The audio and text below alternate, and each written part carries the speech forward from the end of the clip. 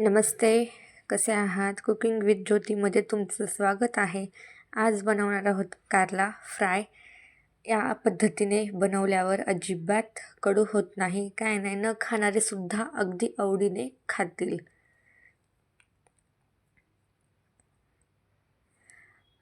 अगोदर कढई गरम झाल्यावर थोडंसं तेल टाका.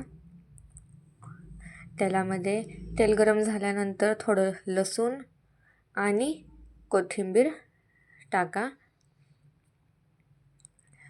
चवीनुसार मीठ घाला.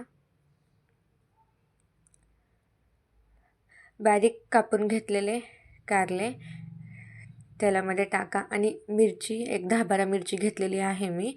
मिरची उभी कट करून मिरचीला थोडंसं मीठ लावून घेतलेलं होतं मी. मिरची पण टाका. तुम्ही बारीक कट करून सुद्धा मिरची टाकू शकता. मिक्स करून घ्या. एक 5-7-8 मिनिट मंद आचेवरती थोडंसं त्याला फ्राय होऊ द्या. नंतर 5 मिनिटानंतर बघू शकता तुम्ही कारला मिरची फ्राय झालेला आहे. शेंगदाण्याचं कूट 2-3 चमच टाका. मिक्स करून घ्या. मिक्स करून 2 मिनटं मंद आचेवरती ताट झाकून ठेवून द्या. माझे रेसिपीचे व्हिडिओ जर का तुम्हाला आवडले तर माझ्या चॅनलला सबस्क्राईब करा. व्हिडिओला लाईक शेअर करा.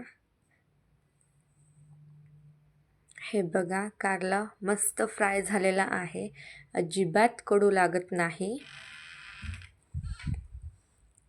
थोडीशी कोथिंबीर.